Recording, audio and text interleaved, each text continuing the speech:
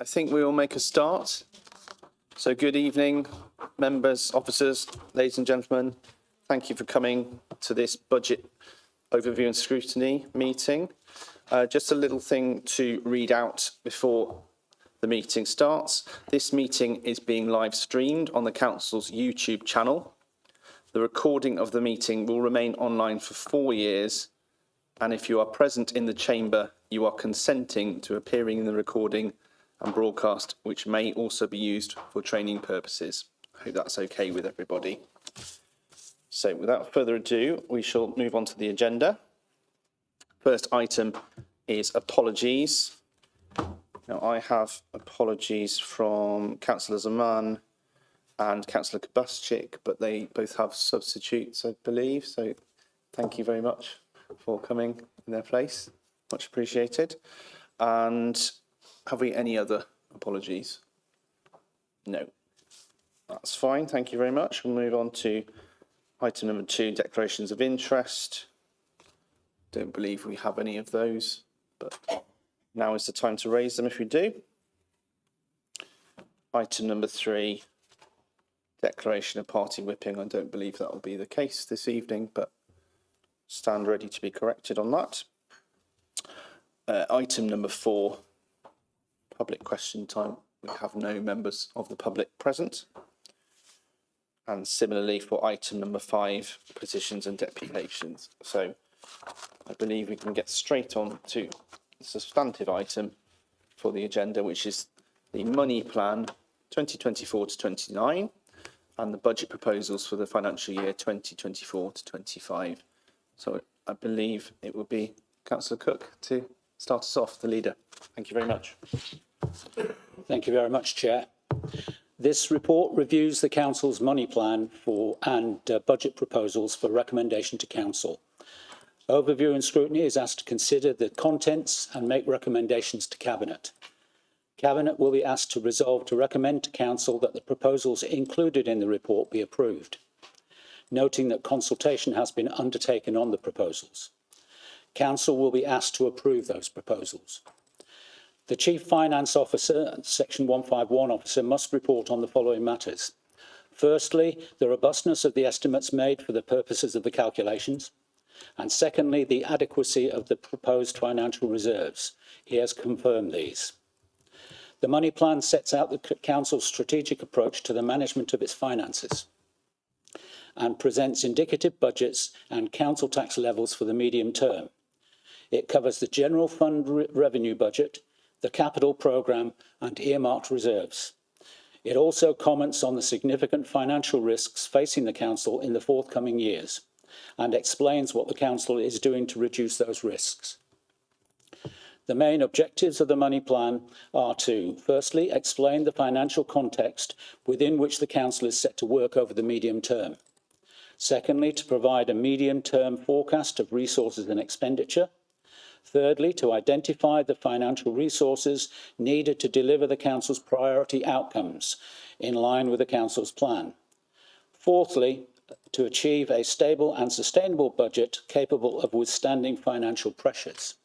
And finally, to achieve a balanced-based budget, minimising the use of balances to meet recurring baseline spending, with the general fund balance being maintained at a minimum of 10% of net expenditure by the end of the plan period.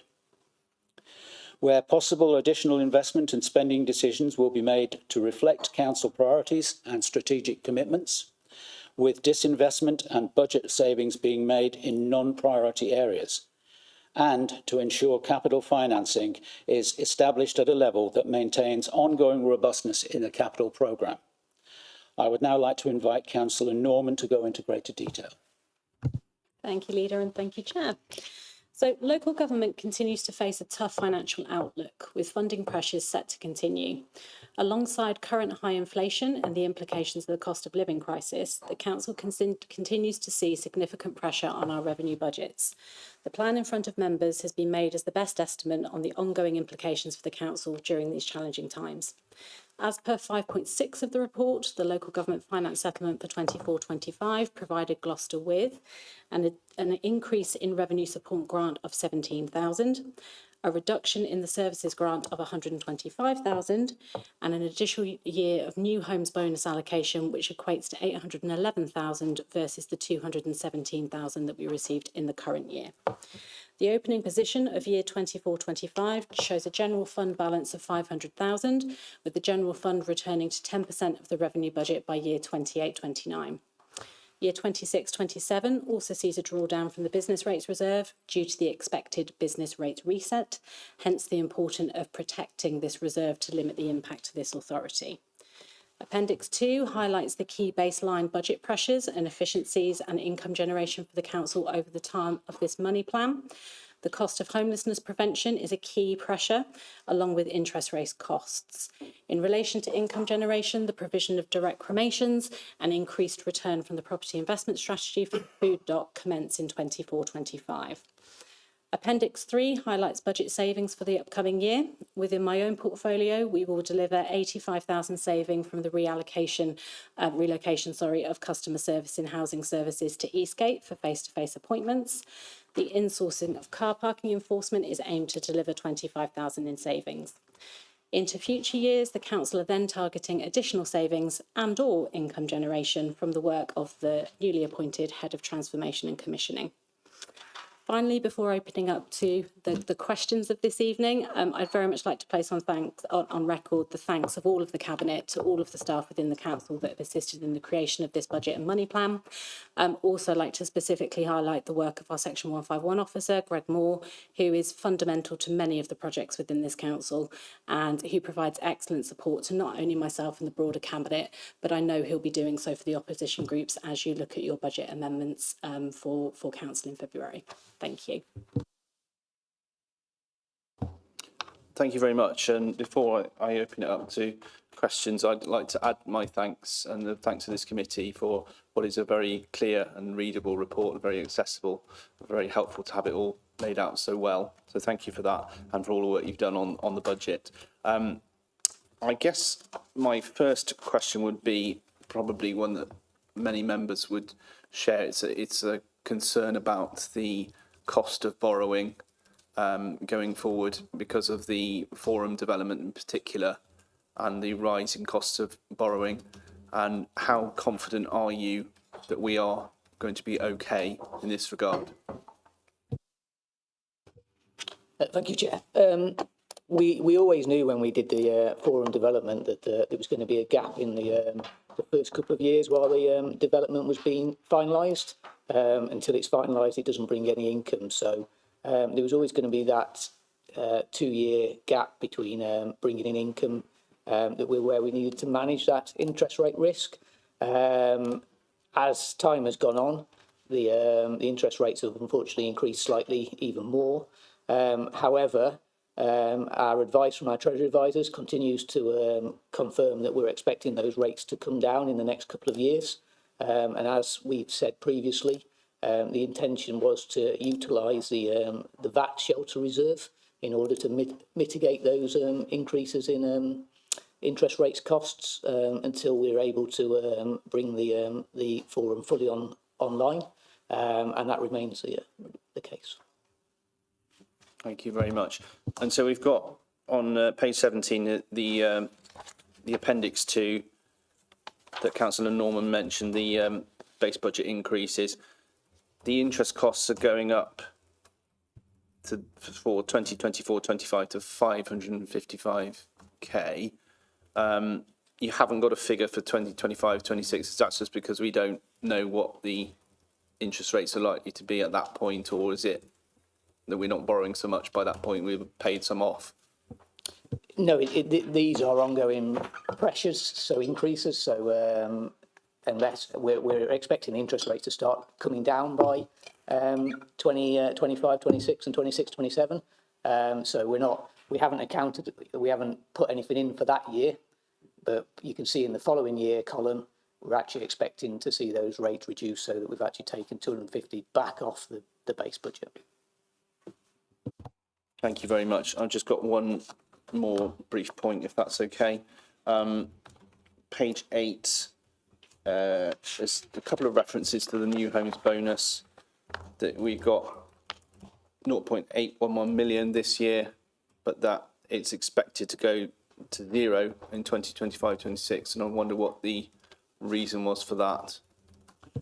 New Homes Bonus is a legacy payment mechanism from the central government, and we don't include it in our baseline forecast anymore because it has been legacy for the last 2-3 years. So every year we just account for the 1 year, and then we assume we won't get anything in the following year. The figure in 24-25 is obviously a significant amount. But unfortunately, that gets offset by the funding guarantee as well. So it's brought back down to a similar level that we received in the previous year. Thank you very much. So it'll be a bonus if it does happen in the next year. Thank you. Councillor Wilson. Thank you, Chair, and thank you also for producing these numbers, which I agree are easy to follow. I've just got a question that over the lifetime of this money plan, we seem to be raiding reserves, or what's left of the reserves, an awful lot. It's 1.2 million over the 5 year. And I'm just wondering, there's the 200,000 in the second last year and the 200,000 in the year after. I just wondering what they are. And as regards to the earmark reserves themselves, are we... The whole point about earmark reserves is there for a specific purpose, and then suddenly we don't need them anymore. Are we sort of being a little bit reckless here and sort of taking so much from reserves in the first place? No, Councillor Wilson. So the idea is to actually capture on the money plan when we're going to be using those earmark reserves. So when we've looked at the planning for the 5 year period, we anticipated utilising reserves in those final 2 years, hence why they're there. But they are going to be reserves that are specific for the purpose that have been put in place, as opposed to just using them to balance the budget. Could I ask a question on council tax? The plan, I think, assumes council tax increases of about 3%.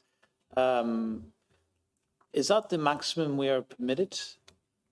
Because I think the county council is 5%. So are we increasing as much as we can, or is there another 2% that could, in theory, be levied there? District councils are only limited to 2.99% or £5, whichever is greatest. And we're doing the highest that we can do, 2.9. Councillor Durdy. Thank you, Chair. I'd also just like to express my thanks for the report. It's quite a bit of reading, but actually the way it is set out, it's really easy to understand and to go through it. I've got a couple of questions, if I may. First one is just on the pay award, the 5% that we've put in for 24-25 and then 25-26. Just where we get that number from, is that something where we've consulted in terms of the increase of 5% and then reducing to 2.5? How have we made that judgment? It's an estimate based on the information that we have. The difficulty that we've seen over the last couple of years is it's been a split award. So certain members of staff have got different percentage awards to others. Some has been a fixed amount, so some has been a percentage increase. So we've looked at it across the board, and the 5% is the expectation based on the prior year and what we know within in the sector. As you'll have noticed, we start to see that coming down when we expect inflation and other pressures to come down in the wider economy. Okay, so that actually just lead into my other question, if that's okay. So it's just about the inflation. So I know we talk about the impact of high inflation, cost of living crisis, but we've got over the period, I think, a 1% increase in overall spends. We are making some savings, I think, of about 3%. So what have we made in terms of assumption of where inflation is going to be over that period and what our costs will be? Sorry, across the full 5 years again, is it? Sorry. Yes, just kind of roughly what assumptions have we made? So in table 7.2, it just sets out the assumptions on pay, contracts and other income. So in 24-25, we've looked at them in inflation in a more specific, targeted way from what we know, whereas in 25-26 we've put in a 5% assumption and then dropping back down to 2.5 for the future years, and that's based on sort of the historic assumptions that we had and knowledge prior to the spike in inflation that we've had over the last couple of years. So that pay award kind of is in line with those inflation numbers that we've actually looked at during that period too. Yes. Yeah. Thank you. Councillor Hilton. Thanks. I'm looking at page 14 and 15 of the papers and just remind members that a few weeks ago, or the end of last year, there was a paper that came to Cabinet showing that the likely overspend on this year's budget was £1.4 million, and that the administration was taking a number of actions to get that down. According to the figures here, I see probably half that overspend, but it's still at £713,000 overspend. And I just wonder whether you think that figure is likely to go down. Well, we've got 2 more months to go, and this month's business as well, probably you haven't finalised the figures. So do you think you will get that overspend down further? Because of course the overspend has a big impact on next year's budget. You've been raiding the reserves like mad, and of course that's worrying because we've now got less cash in the bank, and we will have less cash in the bank in the future unless we do something dramatic, I would have thought. So I just wonder whether the Section 151 officer has got any proposals that might see that overspend reduced. Thank you, Councillor Hilton. Yes, so the quarter one, you're right. We were looking at an overspend of 1.4 million. In quarter two, that came back down to just over 1 million, which shows obviously a reducing trend. So hopefully, I'm very confident that we'll be looking after to bring that down in quarter three and quarter four. That spend deficit isn't necessarily all against the general fund in 23-24. Sorry, I get my years confused, because there'll be a number of earmarked reserves which we will be set to be utilised in the current financial year, because that's what they were aimed to be utilised in the first place. So with a culmination of continued work to reduce that deficit and the utilisation of some of our existing earmarked reserves, I'm confident that we can start the position at the 500,000, which is as with the whole plan of this over the 5 years, the idea is to get that back from 500 back up to 1.7 million, so that we've got a lot more confidence over our general fund by the end of that 5-year programme. Just a question following up. Can I add to that? Oh, Norman first. Thank you. So just to obviously put it in context as well, as soon as that overspend was identified, the Cabinet and the senior leadership of the Council drew together to come up with plans to obviously mitigate that overspend. I'm very pleased to say that those plans are already starting to pay dividends, and that's why you're seeing an improved position throughout the year. I think it's also really important to make clear that the use of the general fund balance is to try and even out bumps in the road.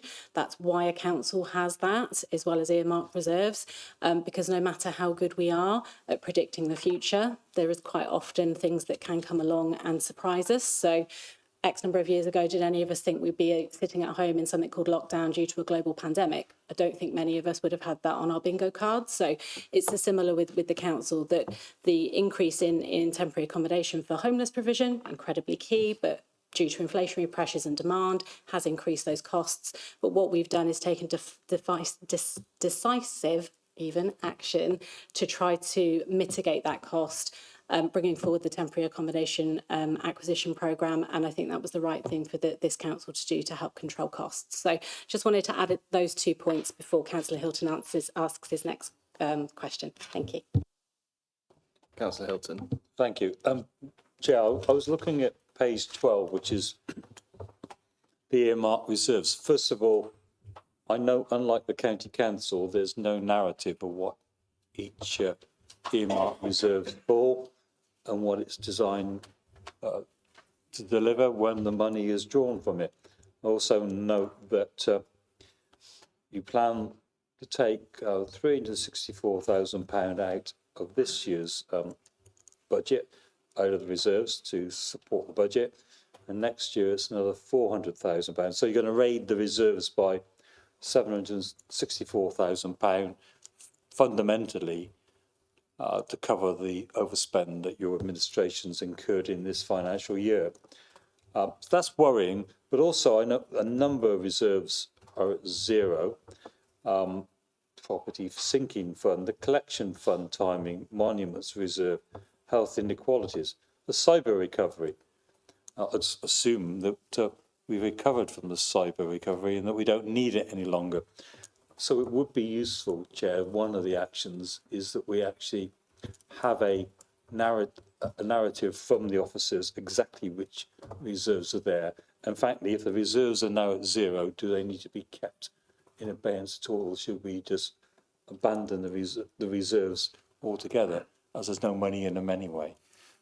Then you seem to be using the working balance, or you're supporting the working balance by raiding earmark reserves, money reserved for something, but it quite clearly wasn't. You're completely right. Where we've got zero balances, that's just a formatting position. They shouldn't be included in the report, and I'll get that updated and removed. You note correctly that we are forecasting to use some reserves, earmark reserves over 23-24 and 24-25. The one, for example, is the VAT shelter, which we've just discussed earlier, where we're planning to use that to offset additional borrowing costs, which was previously set out in my predecessor's papers. And that is the purpose of the reserves. They are there for a purpose, and they need to be used once that purpose has been identified. It's not prudent to maintain earmark reserves which are just going to sit on your in your accounts and never be used. So yeah, I'll update the report for those zeros and get that resolved. Final question, Chair, and that we've got another paper which has got all the fees and charges identified, but it doesn't tell us what the percentage increase or what the increase in those fees and charges has been. I don't know whether you can, formatting another report like that might be quite difficult, but whether you've got the spreadsheet which shows the increases in the fees and charges. We know that the Cabinet recently hiked car parking charges. There was that went through, and it's identified that in the fees and charges. So it would be useful to get that one. I think in the budget papers we've got ongoing base efficiency and income generation for next year, £843,000, and we've also got proposed budget efficiencies, repeat efficiency, transformation, and income generation. So I make that at £1.143 million worth of either additional income or savings being made for next year. It looks like it's mostly charges and fees. So, and you also income from fees, charges, and other sources will not be planned as high as planned. Risk score 12 on page 14, and I also note that on page where am I? Next one. On page 9, 8.4, it talks about an average 5% increase in fees and charges for next year, the year after. But for next year budget, we don't actually have that figure again. If you go to 2024, 25 on page 8, it says see paragraph 8.3, see paragraph 8.4. So there's no clarity about what the administration is going to do with raising the fees and charges that it charges for services that it can do so. And that would be interesting to know what the overall figure is. Unless you go back through next year's ones and track it all through, it's a rather difficult job for any member to do. So I think we need that information. So we need to know whether certain fees or charges are being hiked unreasonably or not. Thank you, Councillor Hilton. It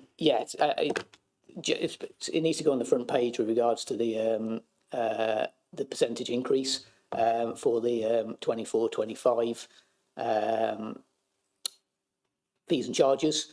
It's been based on inflation, which is around 6 to 7% for the current financial year, and we'll endeavour to get that updated onto the sheet so that it's captured for people to see in the report. Thank you. That would be helpful, Chair. By the way, the County Council budgets show fees and charges just going up at 3%. So this administration has been twice as greedy as they are at Shire Hall. Thank you. So can we agree then that the two things that we would have are you able to include a narrative on the earmarked reserves in the budget papers? That'd be quite useful. Yes, certainly we can add that in for you, so we put that as an action point, and also the percentage increase in the fees would be useful to have as well, if that's possible too. Thank you. Councillor Wilson. Thank you, Chair. Just a second go. I'm just wondering if you could explain on the budget efficiency line. Next year, we've got efficiencies of 300,000. There's a Ubico number of 190,000 there. I'm just wondering what exactly that is. Then the following year, we've got 375,000. It's just described as new tech.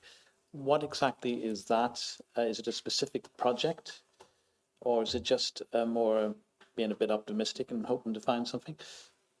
So I can answer the second question first, if that's okay. So as I mentioned in my introductory remarks, we appointed a head of transformation and commissioning around about September last year, and he has multiple projects that he will be working on to deliver further efficiencies to the authority or income generation where that's applicable. So it's still in its infancy because obviously it's only month 4 for him, but we believe that there are some efficiencies that can be derived from that through either the use of technology or other channels. So currently it is a little vague on specifics, but that's to do with the progress that Ian has in that role at the moment. So I think into the coming financial year, you'll see more meat on the bones come onto those projects. And I would envisage papers coming through the cabinet cycle when things have been identified. I don't know if the leader's going to cover off the Ubico question. Yes, thank you. Ubico have found efficiencies by not replacing some people that they formerly needed. They've found different ways of doing things that mean that they can reduce their wage bill. We're also increasing the amount of bulky waste collections. So there's some extra revenue coming from that. And the out-of-hours street cleaning is not being continued, which is saving yet more funds. So the total is expected to be about £190,000.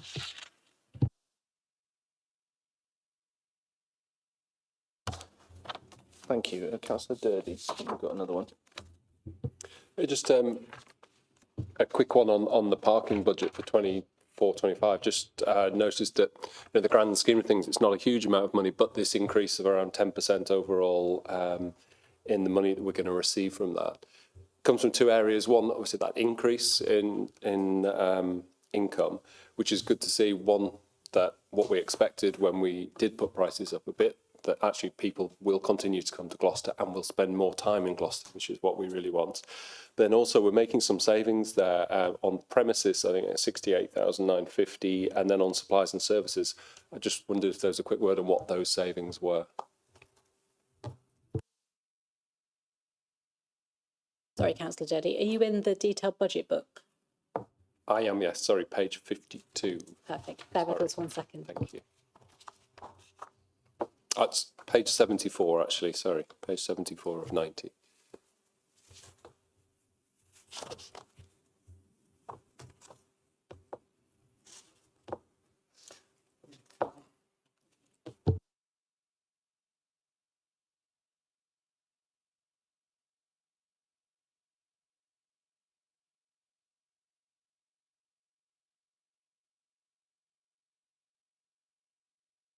Apologies, it's a lot of data that we've got to work through, so we'll be with you in a minute.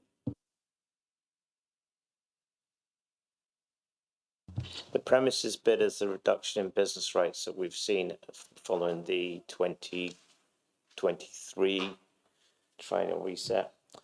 So that's that side, and the 25,000 reduction in services is explained on the savings. That's the saving from bringing in-house some of the parking enforcement. Okay, thank you. Councillor Sawyer. Hiya.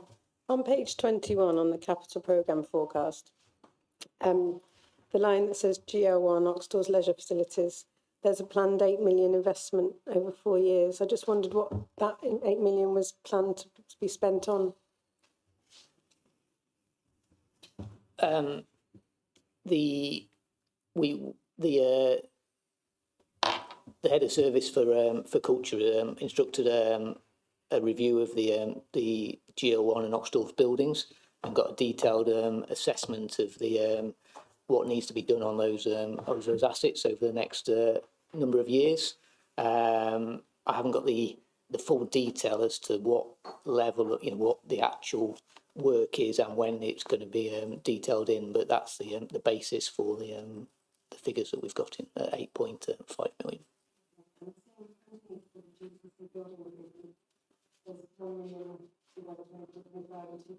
Councillor Sawyer, can you put your microphone on? So again, GCC building improvements, there's a 1.2 million and then 2.8 million planned. I just wondered what they were planned to be spent on. The building improvements line is a standard line within our capital programme in order to maintain our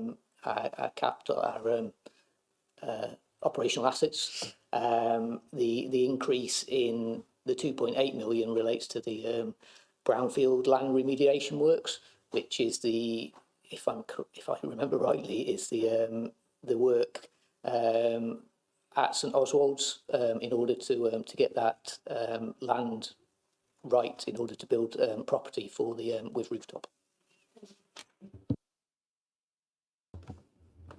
Councillor Pullen. Thank you, Chair. Could I just go back to that issue of the 190,000 Ubico efficiencies? You talked about not needing to fill some vacant posts. Am I to take it that those posts therefore have been deleted, or are we talking about a vacancy management process? And if we have deleted posts, which ones have we deleted? I can't answer the question about which posts we've deleted. I don't know that level of detail. But in fact, the posts have not been deleted. They've simply not replaced people who've actually left. There's no redundancies been made. As vacancies have occurred, they've moved staff around to fill other vacancies, and some posts have just not been refilled. Yeah. Any more on this part of the budget, or shall we move on to the individual cabinet member presentations? Yep. Okay, so we will move on. So I think, Councillor Norman, you go first, do you? As a leader, yeah, that's fine. I've got an order on here, but happy to defer to your. I think we should defer to Yeah, that's fine. I don't Yeah. mind going first, although I did notice I was third on the list. Okay, so the proposed outline is that, number one, current staffing levels. There are 31.1 full-time equivalent in post with 1 full-time equivalent vacancy. So that would mean a total FTE of 32.1. Secondly, financial pressures for next year, including any potential reduction in income stream. The council is continuing to face a tough inflationary environment, which has led to financial pressures resulting from increased costs and stringent local government financial settlements. Thirdly, the proposed budget savings in my area for next year and how these will impact on the services.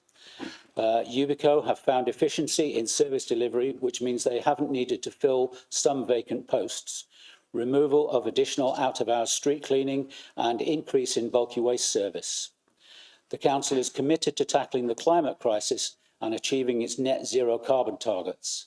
This commitment includes working with a county-wide group involving the other Gloucestershire districts, the County Council, the OPCC and the NHS. Fourthly, any new income streams identified during the process. The council will implement charging for replacement wheelie bins as this is a significant outgoing. It is estimated that this will generate an annual income of £55,000. The policy to charge for bins was agreed in 2017 and not implemented at that time. We will look forward to identify creative ways to finance the various projects that will need to come forward if and when council adopts our new climate change strategy. For instance, I will be bringing forward a report to Cabinet in March on rolling out more EV charging points in council-owned car parks by entering an income sharing agreement with a provider who would provide the necessary capital equipment. All income streams within my portfolio continue to at least meet targets, including a discretionary service such as bulky waste collections. Finally, the main priorities for this portfolio and whether any have changed as a result of the draft money plan. The main priority for my portfolio is to ensure that the City of Gloucester continues its positive regeneration, appropriately manages the city environment whilst actively taking steps to address climate change concerns and manage the finances of the council to ensure it remains financially solvent in these very uncertain times. Thank you.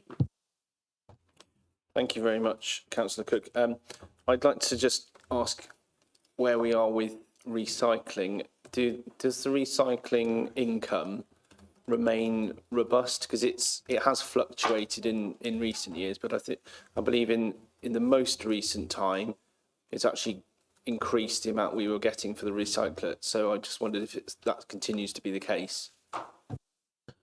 Naturally, you'll understand that the price that we can get for recyclates varies. It's a global market, so there's downs and ups. Last year was a particularly good year, and we got very close to £1.25 million from the sale of our recyclates. This year, the global prices are somewhat lower. There have been a couple of issues with breakdowns of equipment, which have meant we'd lost some value out of it. So it's looking close to about £1 million this year. Might be slightly less than that, but the figures that I've seen most recently take us close to that, but that's some way below what we achieved in a very good year previously. Thank you. And it's a bit getting into the granular detail, but I believe that at one point the cardboard was actually the most valuable of the commodities that we recycled. We have had a very, very rainy season recently. Has there been any effect of that on the value of the cardboard that we collect? Because I know that if it's too drenched, it can't be recycled efficiently. That's not strictly speaking true. There was a point in time when wet cardboard was not recyclable, but we found an alternative off-taker who will now take that wet cardboard. But in fact, that's not the most valuable commodity. The most valuable commodity is the metal, steel and aluminium, particularly aluminium. Thank you very much. I've got Councillor Pullen and then Councillor Hilton. Thanks, Chair. You talked about bulky waste collection, an increase in the bulky waste collection fee. Could you tell me how much that's going to be increased by, and what you're expecting, what additional income you're expecting to bring in as a result of that? To be honest, Councillor Pullen, I can't remember the detail there. It is, it's quite detailed, but I recall that they were going to put on an extra vehicle, and that would enable us to increase by something like 30 to 40% in terms of the number of collections, but I can't recall the actual cash increase. I don't know if officers know the answer to that. My understanding was with the additional resources that they were looking for additional growth of service between £15,000 to £30,000.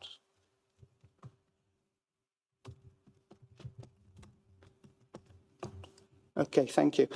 Could I just, one other related as well. You talked about replacement wheelie bin charges, and I think you said that will bring in 55,000. This is a new charge. We haven't charged for this before. In fact, we passed a report back in 2017 that allowed us to charge for those, but we didn't implement it at the time. Okay. So people may have their wheelie bin nicked, stolen, or blown away in the wind or whatever. How are you going to impose that charge? Because there may be mitigating circumstances that people have said, no, my bin's gone and it's not my fault. I'm sure that will be the case. A lot of people will complain that somebody's stolen their bin, or it's been damaged by the contractor, or they might find a number of very good reasons why they shouldn't be paying for them, and the council will look at all those and evaluate each one.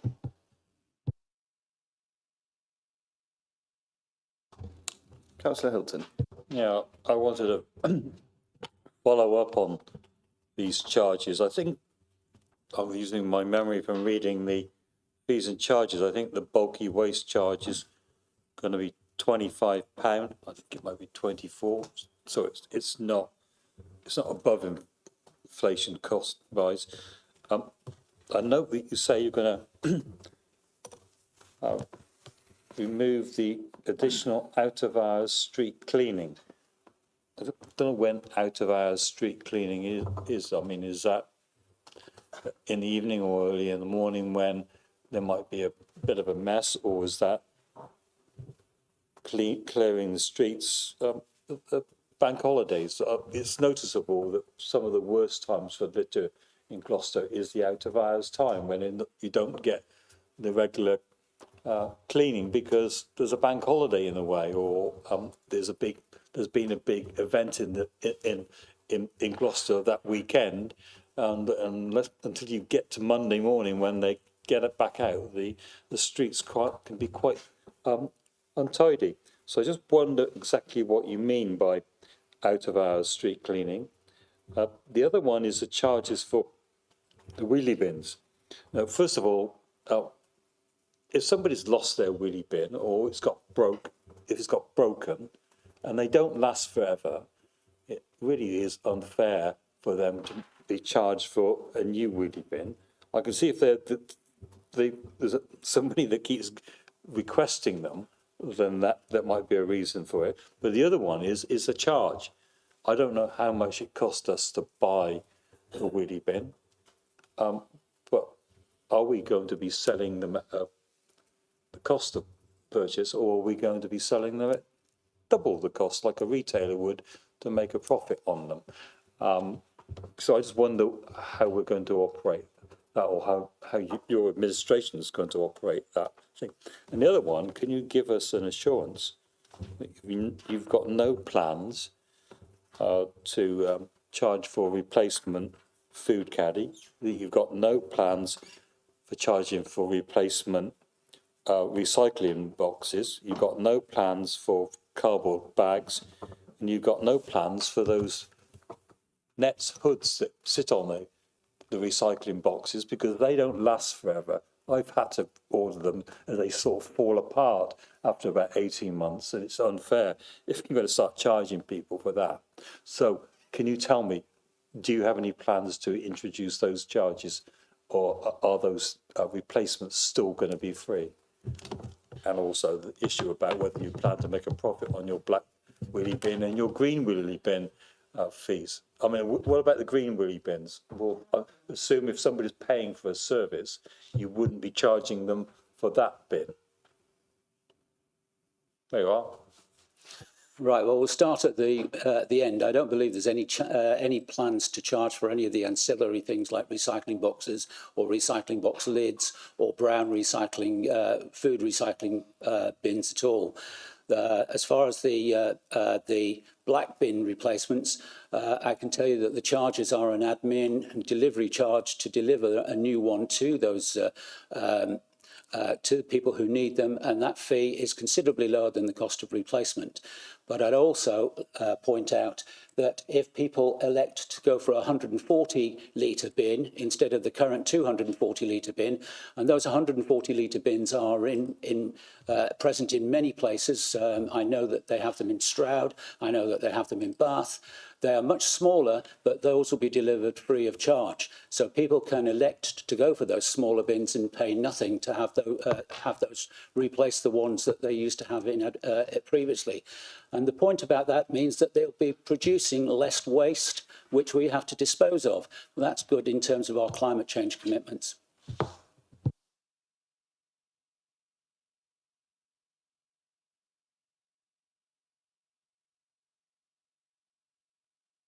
Any more for Councillor Cook on the environment portfolio?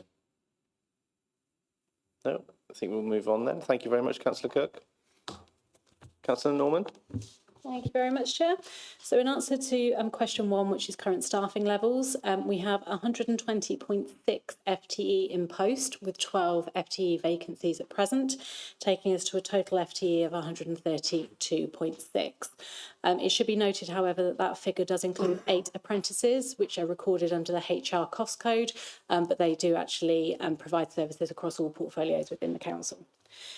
In answer to question 2, financial pressures for next year, including any protection reduction in income streams, the performance and resources portfolio budget includes the following pressures. So costs of the upcoming 2024 local elections are included at 70,000. Increase in interest costs and minimum revenue provisions of 1.055 million as a result of interest rate increases during 23-24 and the ongoing investment in our regeneration across the city centre. We also have the Public Sector Audit Appointments Organisation has informed the Council that external audit fees are increasing by 112,000 in response to the public sector audit challenges being faced nationally. In answer to question 3, the proposed budget savings in our area for next year and how these will impact on services we provide.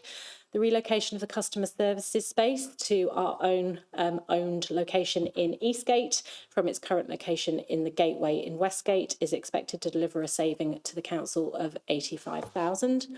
And then additional savings are expected on the conclusion of a review of the car parking provisions, including considerations around the enforcement team coming in-house. And these are expected to generate a total saving of 25,000. In answer to question 4, so any new income streams identified during the process. The food dock regeneration on Commercial Road has been completed in the final quarter of 2023. The council's interest in the development will lead to an increased income stream estimated to be 100,000 per annum. And also the crematorium has recently introduced a direct cremation facility that is expected to generate an additional 50,000 of income in the coming year.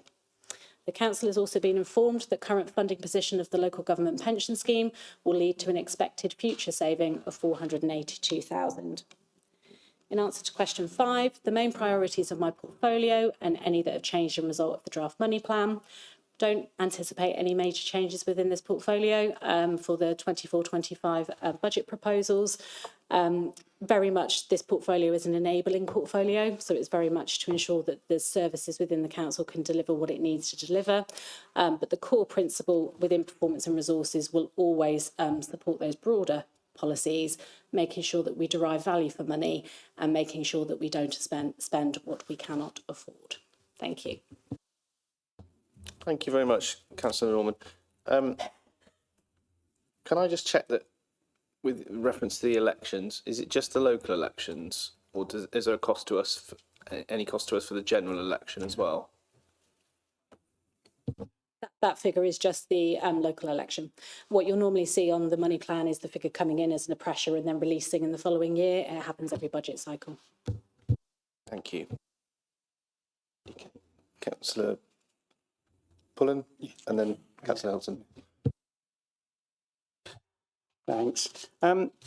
You clearly mentioned relocating customer services from the Gateway into the Eastgate Centre.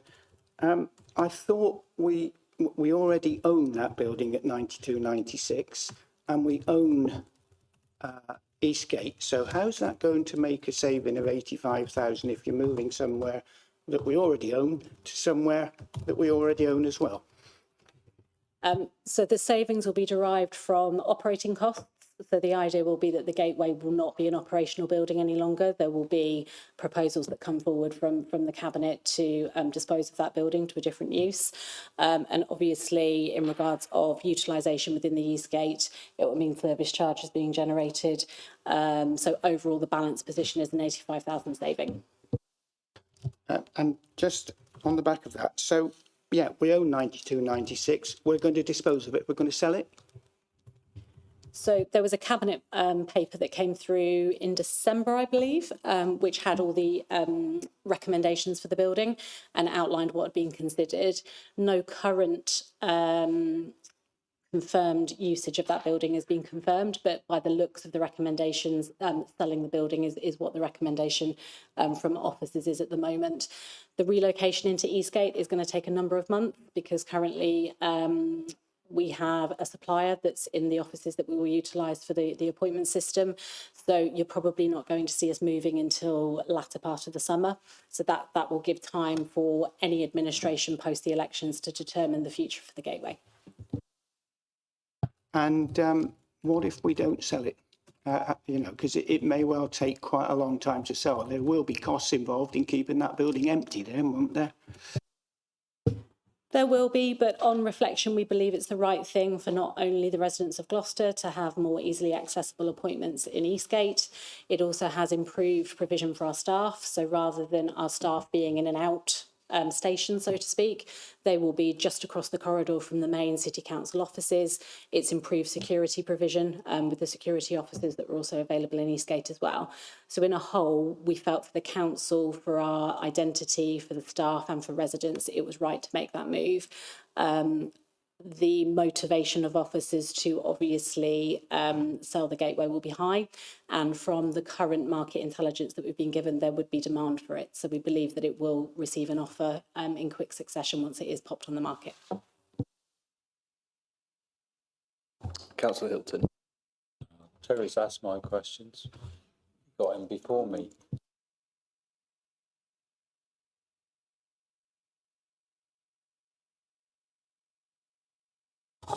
Councillor Wilson. It's just clarification, and apologies if you did mention it. What is this line, minimum revenue provision again, the 500?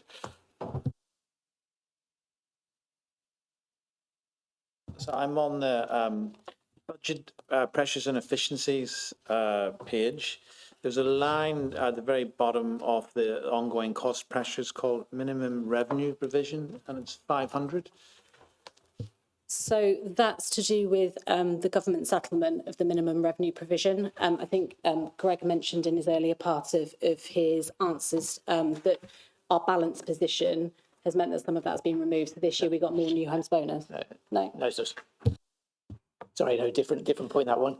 So the minimum revenue provision is a statutory requirement to put money aside from our revenue budget to pay for capital purchases. So we're expecting it to obviously increase as a result of the current investment in Goodness Quarter and the Forum.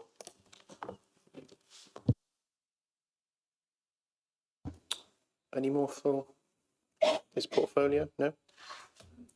Okay, thank you very much, Councillor Norman. So we move on now to Culture and Leisure, I believe.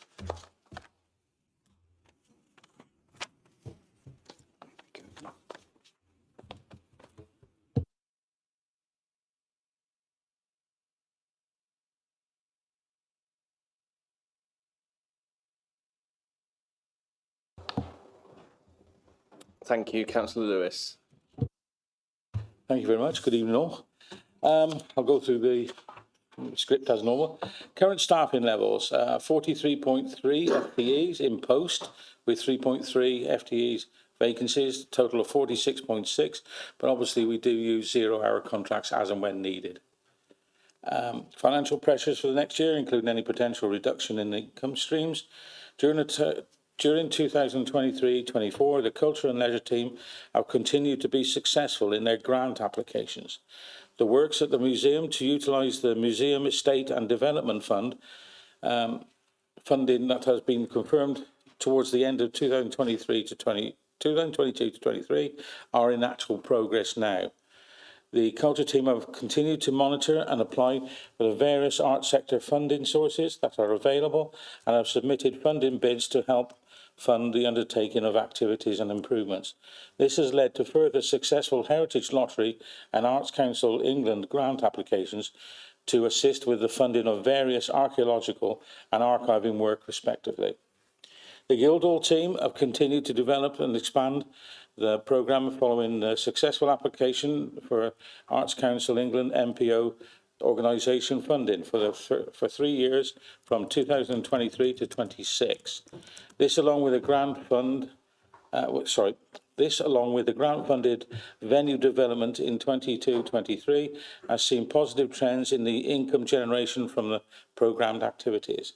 The Tall Ships Festival is due to return in 24 and is currently in the late planning processes.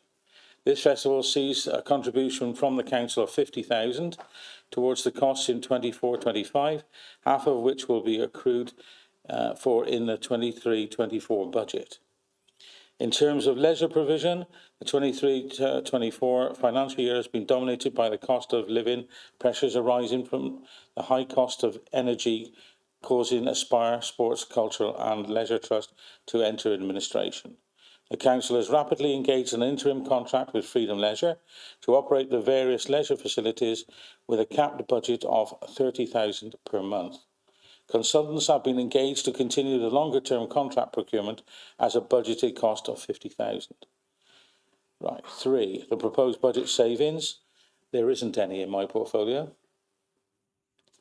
Any new income streams identified during the process? The cultural team will continue to identify and implement ways of increasing the profitability of the commercial activities of the council to support our cultural ambitions and the council's budgets. The council is still awaiting the outcome of an application that has been made to Sports England Capital Grant Fund for funding to put towards improving the energy efficiency of the GL1 Leisure Centre. 5. The main priorities for the portfolio are as follows. There hasn't been any change in priorities in our portfolio as a result of the draft money plan.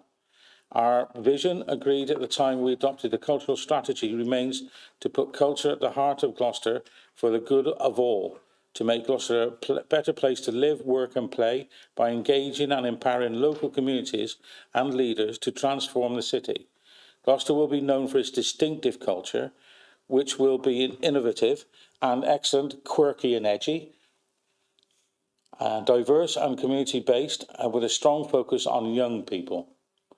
The priorities within my portfolio for the coming year are continue to grow the programme, the presence and audiences for Gloucester Guildhall, and build on its first successful year as an Arts Council NPO organisation and deliver the Guildhall business plan. Grow back audiences for the Guildhall Cinema with a new model of programming in partnership with the Independent Cinema Office. Complete the delivery of the MEND Capital Investment Programme at the Museum of Gloucester. Continue to deliver the museum's development plan, including the vital work on the collections, care and removal of collections from the folk of Gloucester, and explore opportunities for storage solutions and seek additional funding opportunities. Continue to grow the successful business and programme at Blackfriars. Deliver a great festivals and events calendar, including the Tall Ships Festival, with funding and officer support from the City Council, as well as an effective and collaborative network of events organisers enhanced by Guildhall Presents, events taking place throughout the city. Work in partnership with Gloucester Culture Trust in the submission of funding bids to support activity in King Square and more widely across the city. Use the assets of Visit Gloucester to promote the city and attract visitors to Gloucester, as well as to inform residents of activities on their doorstep. Secure a long-term contract to manage our leisure facilities and support the Council's sport and physical activity strategy 23-28. Thank you very much. Very long list. Could I just ask, I feel like I asked it last year as well. Page 12 of the report, the earmarked reserves. We have an item there, 305k museum bequest. Can you remind me what that was about and why can't we seem to spend it? Well, I mean, it is a bequest from a individual. It was actually given to us to do specific works on conservation and stuff like that of artefacts. The fact that we're actually not utilising it is the fact that we've actually been able to get other grants from Arts Council to do these sort of things. So I'm going to hang on to it as long as I can, so that when we do need it, it is there and we can do it and do it properly with whatever we want to do. Thank you. Any other members wish to ask Councillor Lewis anything? Councillor Wilson. Is that, I don't have sight of last year's budget. Is this an increase or a decrease on your budget from last year?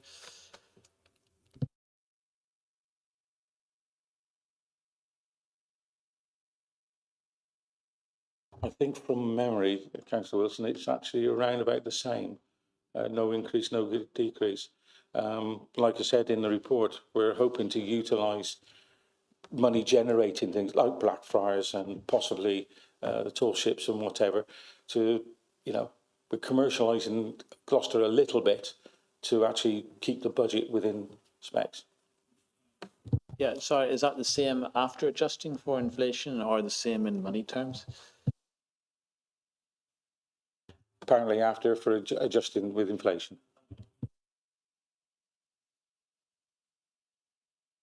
And I just come back to a bit of a hobby horse of mine as well.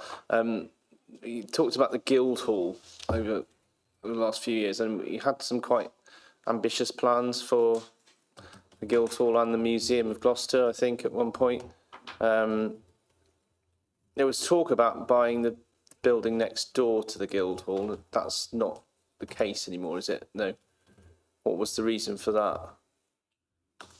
I think it's now a Starbucks anyway, isn't it? Or is that? I'm sure, yeah. But I mean, if you actually look at the buildings, there's a massive discrepancy in height, and it was just not viable to actually put stairs inside and all that sort of thing. We did look at it, but it would have been extortionate to actually try and convert it to make it into a usable space for the Guildhall. That's all I can say about it, really. It is just differential in site and a lot of internal works that would have had to happen. So I think we'd all agree that the Guildhall is really good for the events that it does well. The concerts, dancing, and anything that can fit in that ballroom is great. What are your long-term aspirations for the City of Gloucester in terms of a concert venue that could actually, or a concert and theatre venue, for example, down at the docks or somewhere in the city that could actually hold, a symphony orchestra or a theatre production, that kind of thing? thanks, Chair. That's an interesting one, which I do think about quite often. It would be a size of building that we don't really have at the moment. The only one I could think of possibly is the old cinema, but that's not in our purview sort of thing. If somebody wants to come in with 20 million and do it, fine. I was also down at GO1 today, and I was talking to one or two directors and whatever, and they are looking at working with the Guildhall to use the main hall down there. it needs work and it needs some sort of soundproofing type of stuff for if we're going to have big concerts, because it will echo. But is that surmountable? Of course it is. Is it possible in the near future? Yes, but it's in the early stages.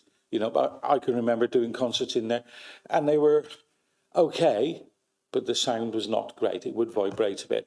Some sort of dampening, whether it's sheeting, blankets, that sort of thing to go across the ceiling. I'm not an expert on sound or whatever, so, but it is in discussion. And the Guildhall presentations. So, watch this space. Okay, thank you very much. Any other members? All content with what you're doing? Okay, thank you very much, Councillor Lewis. So, Councillor Padilla, I believe.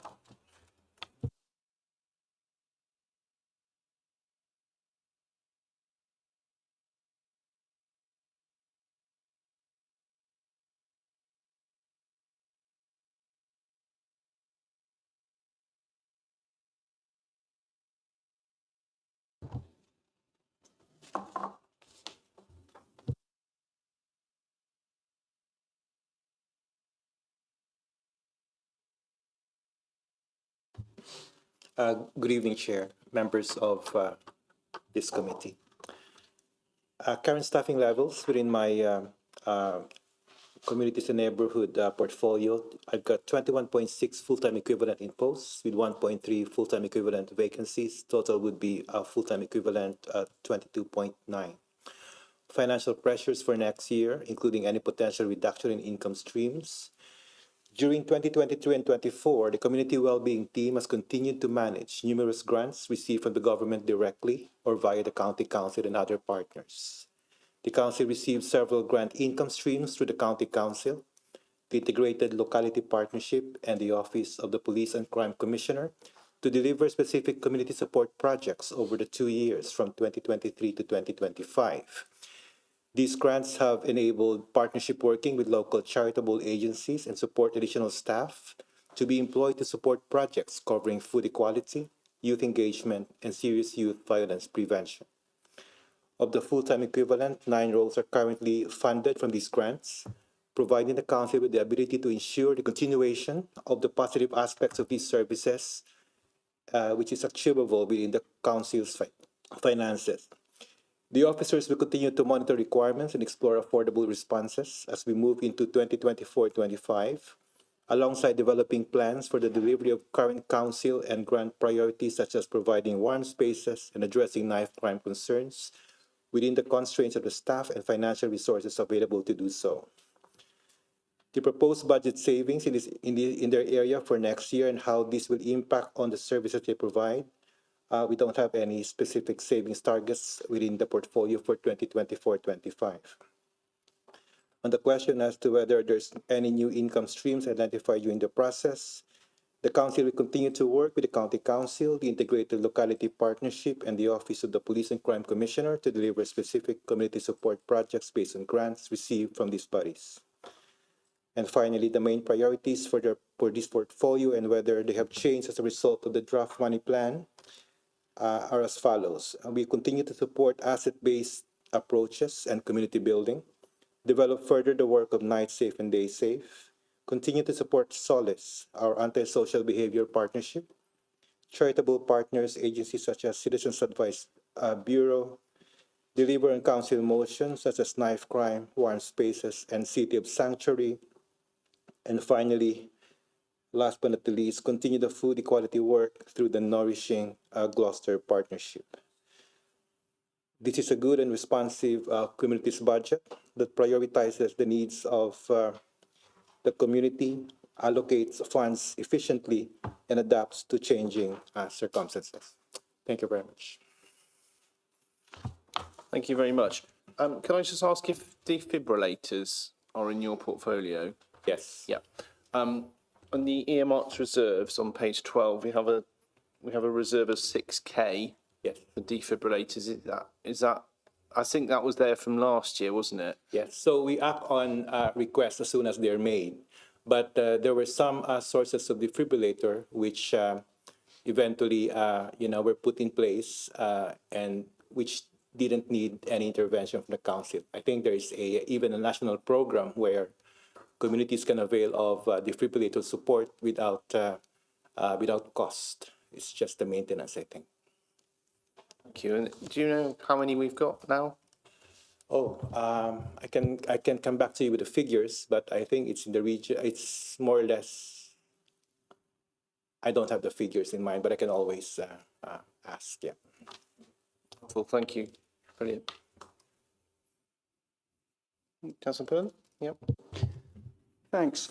You said that your department will continue to support ABCD, asset-based community development. But I believe I'm right in saying that we don't financially support them anymore. Or, I mean, I know that Ruth Saunders sits on the ABCD committee, but, you know, what does that mean in terms of what support we give them? So we're referring to particularly the presence of voluntary organizations within our different wards. Yeah, and so they're there already offering support to residents, and the council has also been kind of supporting them all the way, so much so that they can at least do the work on the ground. So, for example, we are providing a counselor funding. We know that. We are also helping with household support funding, which we are getting from the national government. For this year, I think we managed to double our allocation for Gloucester from 180, I think it's 350 something, only because we successfully argued that Gloucester should have a bigger allocation from the county because of our population. We're bigger than the other district councils. And also we have Gloucester Lottery, which is still an ongoing thing, which would help the council support our partners on the ground. I would refer to them. And the Office of Police and Crime Commissioner, which would regularly come up with Safer Streets grant. They also find their way to our community or organizations, and so on and so forth. So we have so many income streams which are directly benefiting our partners on the ground. And this is with them being present there and with this ongoing support from the council, I think we're delivering on our asset-based community development approach. But I'm right that we don't actually give asset-based community development any financial support directly. It's all perhaps through some of these organisations that you mentioned. Yes. Councillor, yes, go ahead. Could I just clarify, Terry, whether you're referring to the Gloucestershire CIC and that? Yes. So the understanding with the that community building project was that the City Council would provide funding in the start-up process for that organisation in order to get off its feet, for a better word. And the intention was always to pull back from providing financial support to that organisation once it was in a position to walk within its own resources. As you mentioned, Ruth still provides, sits on the board as a director of that CIC, but we no longer provide that additional financial support.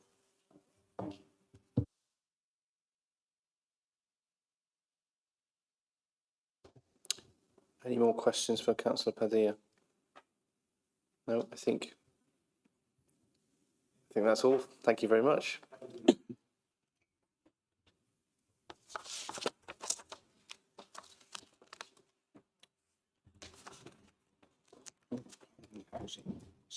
Finally, Councillor Chambers. Oh.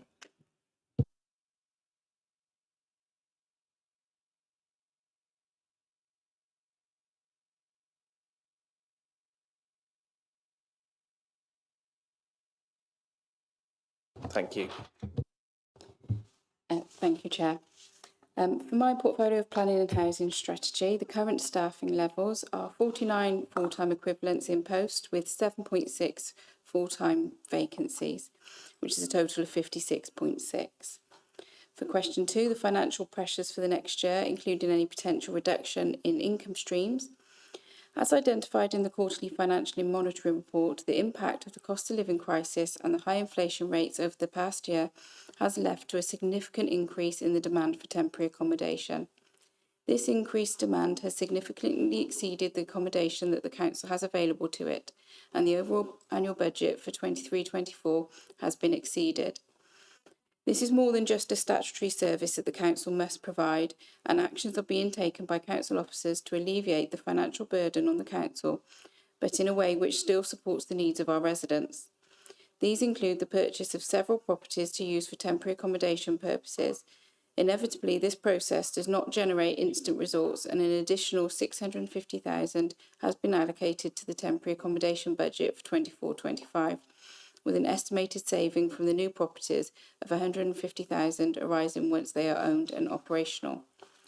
The statutory nature of many of the fees that can be charged by the planning service creates consequential financial pressures when prices and salaries are rising at a faster rate. During 2023, the government has reviewed these charges and on the 6th of December 2023 enacted legislative amendments to increase planning application fees. The key changes of note being an increase in planning application fees by 25% across the board, which will rise to 35% for major schemes. The provision of a free go on application resubmissions will be removed. An annual rise in application fees linked to inflation, capped at 10% every April from 2025 onwards. The level and nature of planning applications received drives the extent of the work and the cost of the staff input required.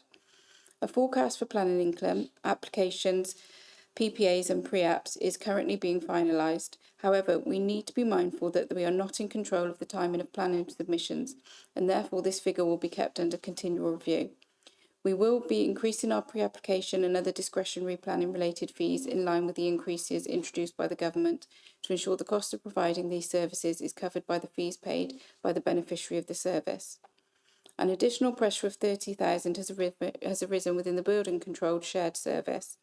The service will be undertaking a review of its provision during 24-25.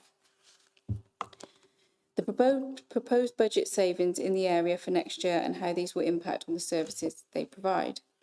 There are no further savings being proposed in either the planning or the housing services.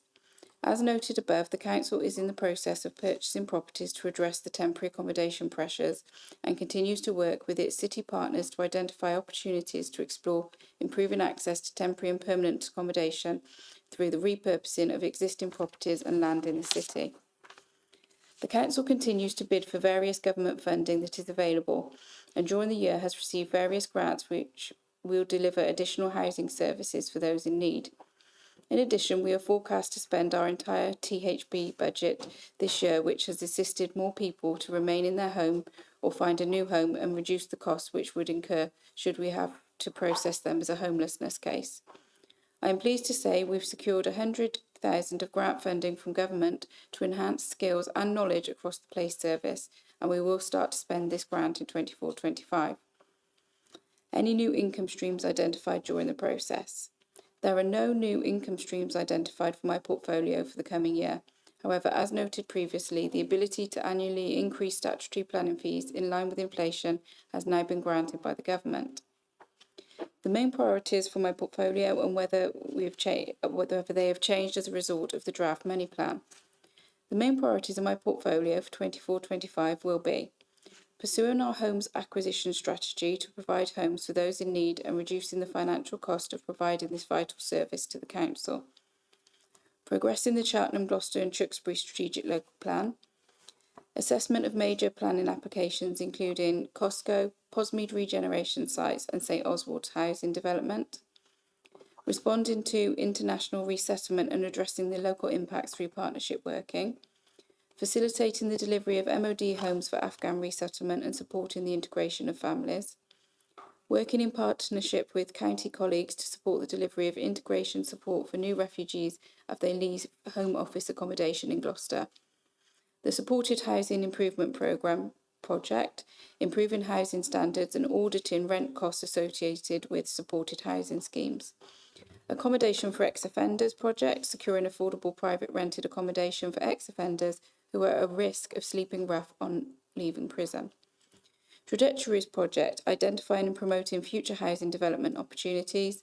Accessibility project, increasing the provision of and promoting better design of accessible housing. Larger homes project, finding solutions for households in need of larger homes for 5+ bedrooms.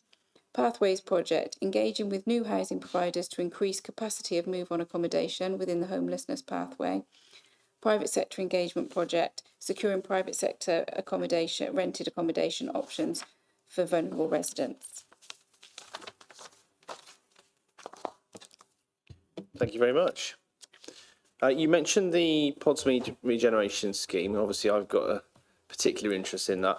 I've got a question in to council, as you'll know, for you about that. But I was wondering, in addition to that question, do you know whether there's going to be any Section 106 or CIL attached to the application when it comes through?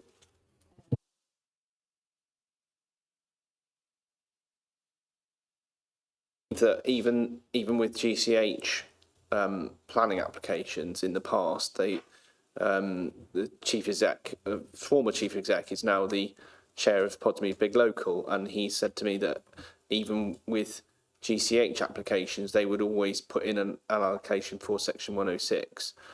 So I would hope that we would do something with that. We would press for that to happen with this application, because we are potentially transferring the land to GCH at a significant reduction. I think we're doing it for £1. And so we want to get the maximum community benefit from the scheme, as well as the obvious benefits of the efficient housing and things like that. Yeah, of course, there is a big plan for, the community benefits that you would have been aware of within the scheme. And all Section 106 agreements will be subject to a viability assessment just to make sure that it is deliverable. And everybody here wants to see the best for the community in that development. Thank you. Councillor Pullen? Thank you. Yeah, we know that you've borrowed 5 million to acquire properties in the private sector. That will take a long time, though, won't it? It's not going to be a quick fix. You're not going to buy a lot of properties between now and the summer. So I'd just like to know how that's going. How many properties have been acquired so far? And how confident are you that you can acquire them quickly, so much so to make the budget savings that you're talking about? If I can answer that one, Terry. As I understand it, there's between 6 and 7 properties currently in the pipeline that the City Council is looking at. And the first one we're anticipating could be ready as soon as the end of March. So that would be a real bonus to bringing that online to start realising some of those savings. But as you allude to, some of those further properties may take a bit longer in order to bring online.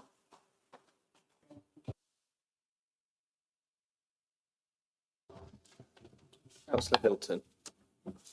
Okay, I think it's page 36, also says page 14 of 68. It's a general breakdown of your portfolio, and it's got housing and homelessness, got a net expenditure of £1.171 million.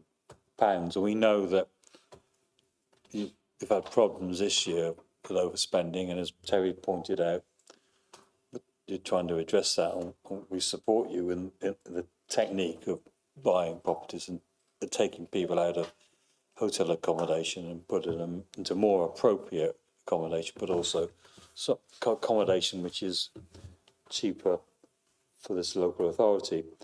But looking at that budget and looking forward to the future and what you're doing, are you confident that the council can stay within budget for the next 12 months on this new budget that's been set. And maybe also the Section 151 officer Greg, could also say that whether you're confident that's going to stabilise or whether we might find that there are other pressures in there. And I know also, I mean, I wonder whether we've challenged the local MPs, both of them to some extent, but certainly the city MP, to see whether we can secure more money from the government to cover the homeless issues, because it's something that's hit us because of the cost of living crisis. You know, it's a crisis not of our making, but nationally is a crisis, and it's impacting on us, and it's putting this council's finances into a very precarious situation, which is even worse when we still haven't got the audited accounts for the last 2 years, so we don't know whether there's big holes there as well. But I'd be interested to know how confident the cabinet member is that this budget projection is going to be lived up to, and also the Greg Moore, the Section 151 officer, whether he's also confident it's an accurate figure, or whether we're going to get hit with a surprise later on, halfway through next year. Thank you, Councillor Hilton. As we're aware, the current financial year, circumstances this year, homelessness and temporary accommodation has become a national issue across the country, with the current cost of living increases and pressures. This budget includes an additional net £500,000 towards homelessness prevention costs, which is, mine and my team's best estimate as to the requirements that we need going forward for the 24-25 financial year. Obviously, that is based on what we're seeing in the current financial year. We obviously can't judge more than an estimate as to how we see that go.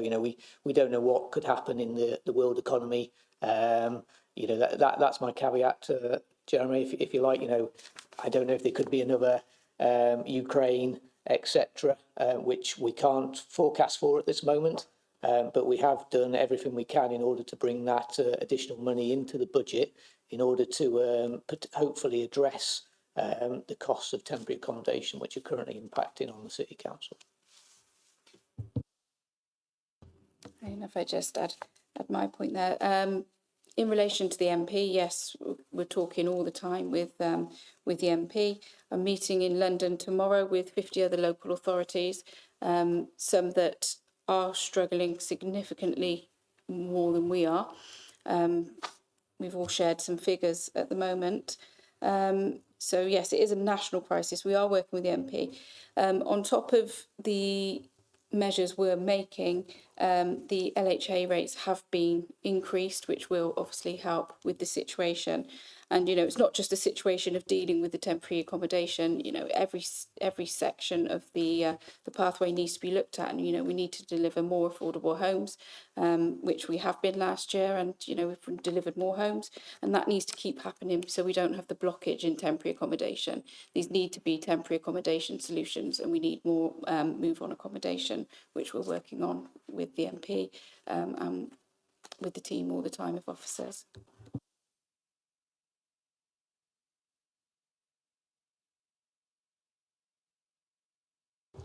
Councillor D. Have we explored the problem of long-standing empty homes? I know 5 years ago we had over 1,000 empty homes in Gloucester. Perhaps repurposing the stock or to meet the housing needs, the temporary accommodation? Yes, some work is going on between the housing officers and the council tax officers at the moment, identifying empty projects to bring back. We're using incentives. We meet with landlords all the time to encourage. All we can do at the moment is encourage, but then the council tax empty homes rate is being increased. Well, it's coming to council on Thursday. So yeah, we are looking at empty homes and doing all we can to bring empty homes back into purpose.